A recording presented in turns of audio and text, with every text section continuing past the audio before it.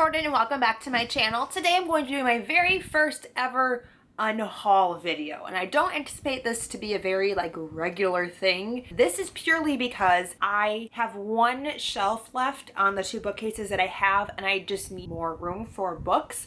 And these are all books that I've had for years. I'm talking some of them maybe 10 or so years, and I'm just not gonna ever read them. And they're books that I've just lost interest in, or very few that I didn't like. Some series that I started and don't plan to finish at this point because there are things out there that I would just rather read. A lot of these books are older books. I think I'm going to take them to a secondhand bookstore and sell them back. Let's just go ahead and get started. I don't intend to offend anybody with this video or make anybody upset on the books that I'm unhauling. The first book I have in here is Witches of East End by Melissa de la Cruz. I had gotten this for Christmas a couple years back. My really good friends had read her Blue Blood series, which she really enjoyed and had recommended to me. This is the first book in the spin-off Ayan series to Blue Bloods. I don't know if you have to read the entirety of Blue Bloods to read this series, but that is a 6-book series that I don't even own, so I don't anticipate getting to this anytime soon. I'm just not interested in really picking up Blue Bloods anymore. I don't really see the point in having this just sit on my shelf.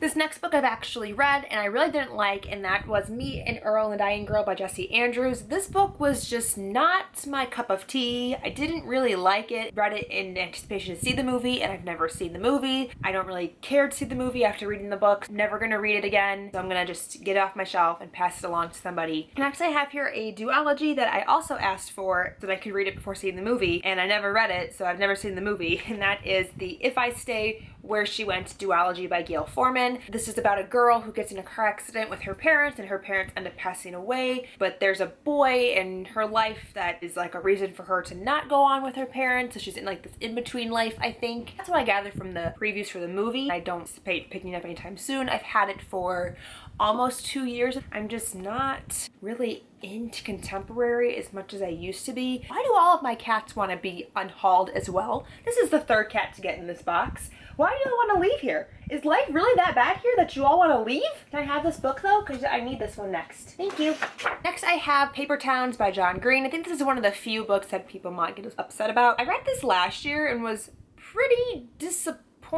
Beginning was really interesting, the end was interesting, the middle was awful. I didn't like Margot, I didn't like Q. I'm pretty sure that there's somebody out there who loves John Green who would rather have this than me, because I'm never gonna reread it. I'm not probably gonna read any other John Green books. Next I have Wicked and Son of a Witch by Gregory Maguire. I asked for these books for Christmas after I went and saw Wicked the musical, so that was probably 2008. Haven't picked these up, I haven't tried to read them, so I don't think that I'm going to read them now if I haven't read them in the last 8 years. But this was the first time I ever came in contact with the colored pages, and I just thought this was the coolest thing. Oh, this next book though. The next book I did not like, and that was The Hunt by Andrew Fukuda. This was a post-Twilight choice. I wanted more vampires, and I unfortunately did not find Vampire Academy. Instead I found this, and this is so bad. I haven't even finished this book. I'm never gonna finish it. I'm never gonna pick it up again. This is probably one of my most hated books of all time, just because it was so bizarre. It takes place in our world, but in our world, vampires are a very scary reality, and they've kind of taken over society, and they've hunted humans to pretty much extinction. It's a food source, so humans are a very rare commodity, and our main character is a human living in this world with his father, and they go through this really extensive routine every morning of trying to disguise themselves to look like vampires so that he can go to school still, which sounds like a really interesting concept, but it was just so weird. The vampires were weird, and it's part of a series. There's 3 or 4 books in it, and I don't plan to finish this or continue with the series. Rochelle Mead even blurbed the back of it. Why couldn't I have come across the Vampire Academy series? I would have loved those books. Next we have Endless Night by Cressley Cole, which is the second book in the Arcana Chronicles. I know what you're thinking. Jordan, that's one of your favorite series, and you would be correct. It is. I have 2 copies of this. I had ordered the first 2 books off of Book Outlet, thinking I was getting the paperbacks of each book, but the second book came in a hardcover format, and this doesn't match the other books. It's a really hideous, ugly romance novel cover. They now have much more pretty covers than whatever this atrocity is. Next I have Delirium by Lauren Oliver. This is actually a book that BookTube made me buy. I heard people loved Delirium, but I also hear that people don't love the series ending. And so initially I wanted to read the series really badly because I wanted to know why everyone hated it so much. I wanted to know what this mysterious ending was. I don't want to spend my time reading a book series that I'm purposely reading to not like. Do you know what I mean? Next, I have Matched trilogy by Ali Kandi. I really enjoyed Matched. And then I tried to read Cross and I could not get into this book. And then as time went on and I got further and further removed from the series, I just didn't have the motivation to finish it out. So I'm just not going to finish it. The next one I have is also a series that I no longer have interest in finishing. That's the Beautiful Creatures series by Kami Garcia and Margaret Stoll. I've read the first 2 books. I really enjoyed the first one, Beautiful Creatures, and I read Beautiful Darkness, and this one was boring. Let's just be real. Because of that, I was never really compelled to finish the series, and I don't think I'm going to at this point. These last stack of books are just random books that I don't need. The first one is Sex, Drugs, and Cocoa Puffs by Chuck Klosterman. This is a book that I had gotten in high school because a girl in my grade had this book and raved about it and loved it, and I wanted to be like her. So I also got the book and tried to read it, and I didn't get it. It went completely over my head. I apparently was not as well versed in pop culture as she was because this book made no sense to me at all. And I didn't like it. I thought it was boring, so I never finished it. Now I think if I tried to read it, I would understand it and get something out of it.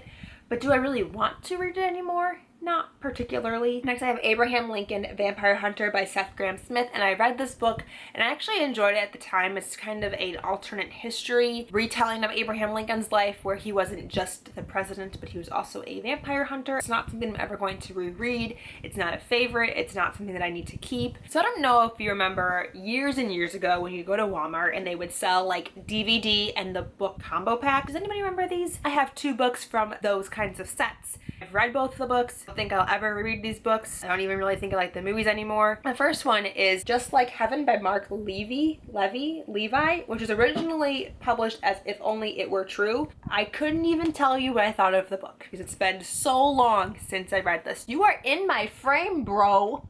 Could you back it up? Thank you. It's about a girl who's a workaholic, really into her job, and she gets hit by a car, I think, and she gets put into a coma, and then her like ghost won't leave her apartment, and her apartment gets subletted out to another man, and her ghost and the man evolve into like a relationship. I would just recommend to go watch the movie. And the second one is He's Just Not That Into You. This is like a self-help dating book. I mean, there are like workbook pages and exercises to do in here. Like our super good, really helpful workbook. It's supposed to like help you realize that the guy that you're interested in isn't really into you. It's like a list of red flags. It's examples of things he does when he's hanging out with you that like means he doesn't really like you. Just watch the movie. Do I need a self-help dating book? No. Did my 12 or 13-year-old self really need this book? Absolutely not. No 12 or 13, 14-year-old needs a self-help dating book. This next book is a classic that I had bought for school and I never read. This is Dalloway by Virginia Woolf. I remember I was going to do a project on this one and I tried to read it and I didn't understand anything that I was reading. It's just like one big long chain of thought. I'm not gonna read this book now. I don't read classics. I have no interest in ever reading this. I'm gonna give it away and somebody else can go to the bookstore and pick it up for their school project. The last 2 are Twilight Companion book things that I don't need. The first one is the Twilight Companion, the Unauthorized Guide to the Series by Lois H. Gresh.